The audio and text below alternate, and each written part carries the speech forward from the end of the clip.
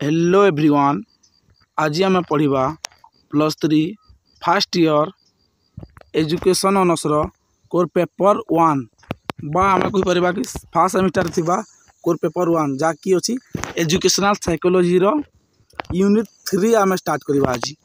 आज आम कौन करवा ना यूनिट 3 कौन रही ना भारतीय दर्शन साधारण वैशिष्ट्य आम जहाँ कहूँ common characteristic of Indian philosophy. आम पूर्व कौन करते ना ये फिलोसफी माने कौन संपूर्ण भाव में पढ़ी देते। जदि से भिडियोटा देखिन ताले मुझे डिस्क्रिप्शन बॉक्स रे से भिडियोर लिंक देदेवी जहाँकि प्रथम से देखी नब। आम तार डिटेल्स पढ़ी तो कौन अच्छी ना आम आज पढ़ा भारतीय दर्शन साधारण वैशिष्ट्य।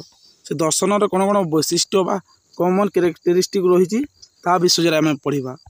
कौन कौन रही ना प्रथम रही भारतीय दर्शन रे दुख, सेकेंड अच्छी भारतीय दर्शन रे मुक्ति तत्व, तृतीय अच्छी भारतीय दर्शन रे ऋत और 4 नंबर अच्छी भारतीय दर्शन रे कर्मवाद।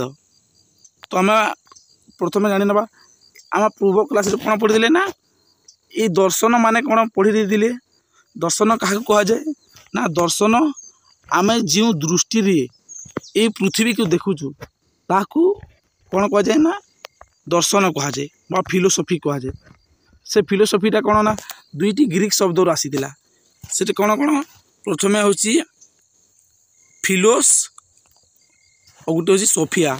फिलोस अर्थ कौन फिलोस अर्थ हूँ अनुराग और सोफियार अर्थ कौन ना ज्ञान बा आम यार व्युत्पत्तिगत अर्थ बा ये दुईटा को जो मिसेदेवा तो कौन कहीपर आम ना ज्ञान प्रति अनुराग बा आम प्रज्ञानुराग कहले चलो।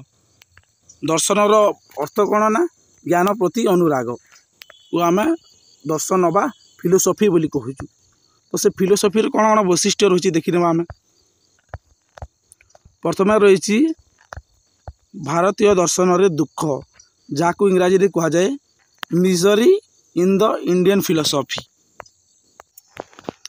जीवन कौन ना जीवन दुखपूर्ण बोली किए विश्वास करे ना भारतीय दर्शन बा इंडियन फिलोसफी कौन करे आमर मनुष्य जीवन हूँ कौन ना दुखपूर्ण रे भरा बोली ये आम भारतीय दर्शन विश्वास करे। ये भारतीय दार्शनिक माने कौन करछंती ना त्रिविध दुख को वर्णना करछंती। त्रिविध दुख माने कौन ना 3टी दुख विषय से माने वर्णना करी कहिसंती। प्रथमे कौन ना प्रथम दुख हूँ आध्यात्मिक दुख, सेकेंड हूँ आदि भौतिक दुख, 3 नंबर हूँ आदि दैविक दुख। प्रथमे कौन ना आध्यात्मिक, आदि भौतिक, आदि दैविक। प्रथम आम जानी ना आध्यात्मिक दुख कौन। आध्यात्मिक दुख हूँ जो दुख मनुष्यर शरीर और मनरु जात होता है ताकू आम आध्यात्मिक दुख कहू। जेपरी देख आम शरीर जपरी ज्वर होता है, केते लोक को भय होता है, क्रोध होता है, यहाँ कौन ना आम शरीर मानसिक सहित ता जड़ित। तो सेटा हूँ आध्यात्मिक दुख सहित ता जड़ित। किंतु आदि भौतिक, भौतिक माने कौन ना भूत शब्द रू आसी। भूत शब्द अर्थ कौन ना वस्तु बा पदार्थ को आम बुझी था। जेपरी देख यहाँ प्राकृतिक कारण जो आम कहीपर कि जो दुख प्राकृतिक कारण घटी थाए ताकू आदि दैविक बा आदि भौतिक दुख कहुए बोली कहीपर। आम यह क्यों क्यों कारण ना प्राकृतिक कारण जेपरिक मनुष्य मनुष्य मध्य मारपिट हेले ताहा गोटे दुख, कि पशु कामुड़ी देला ताहा गोटे दुख, सर्पदंशन माने साप कामुड़ी देला सेटा कौन ना यह गोटे प्राकृतिक घटना बोली यहाँ भारतीय दर्शन कहते आदि दैविक आदि भौतिक दुख रे आदि दैविक दुख माने कौन ना जो दुख दैवी शक्ति रु जात होता है ताकू आदि दैविक दुख कहुए बोली आम कहीपर।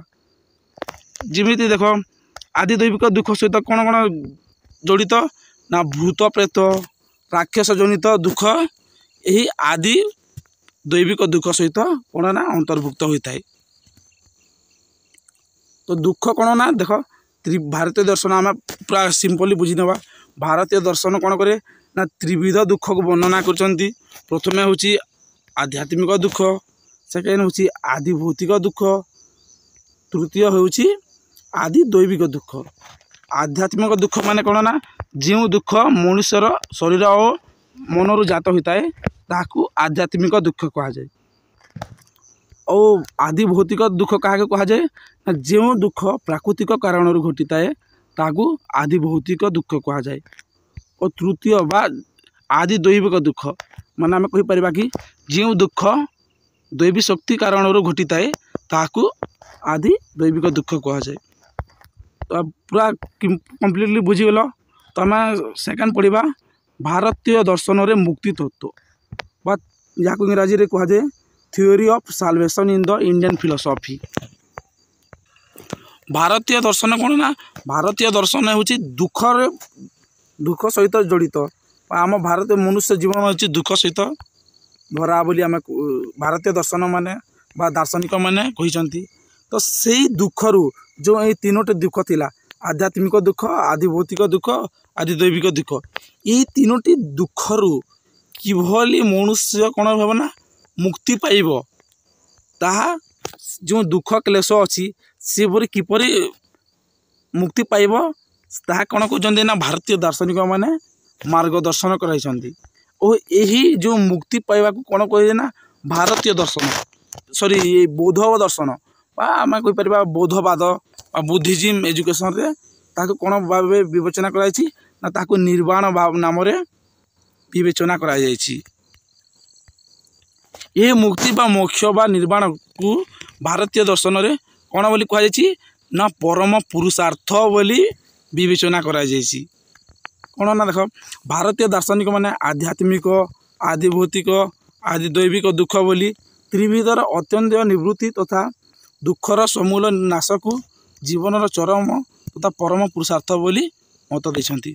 माने कौन ना जो मनुष्यटी यही दुखर किभली भाव मुक्ति पाई परिबो जो ये तीनोटी दुख अच्छी आध्यात्मिक, आदि भौतिक, आदि दैविक, ये तीनोटी जदि दुख को नाश कर जीवन आम कौन हम अतिबाहित कर पारिबो तो से कौन परम पुरुषार्थ हो पारिबो बोली ये भारतीय दार्शनिक माने कौन कहते ना मत देछंती।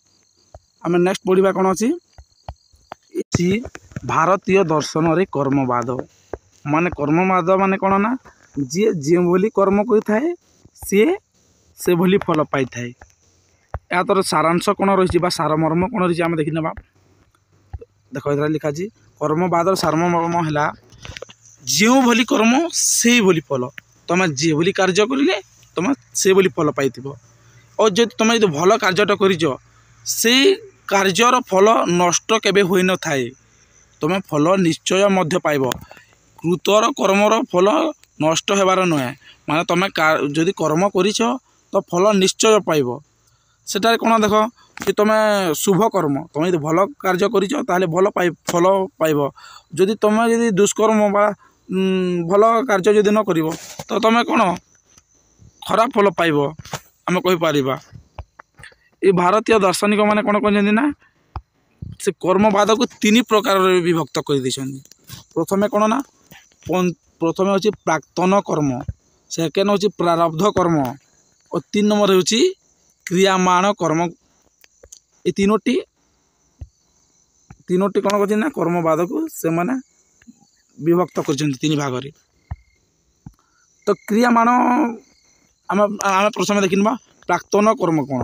प्राक्तन कर्म माने कौन ना पूर्व जन्मरु संचित होइतिबा कर्म जार फल ए पर्यंत भोग होई नहीं से समस्त कर्म को संचित कर्म कहा जाए।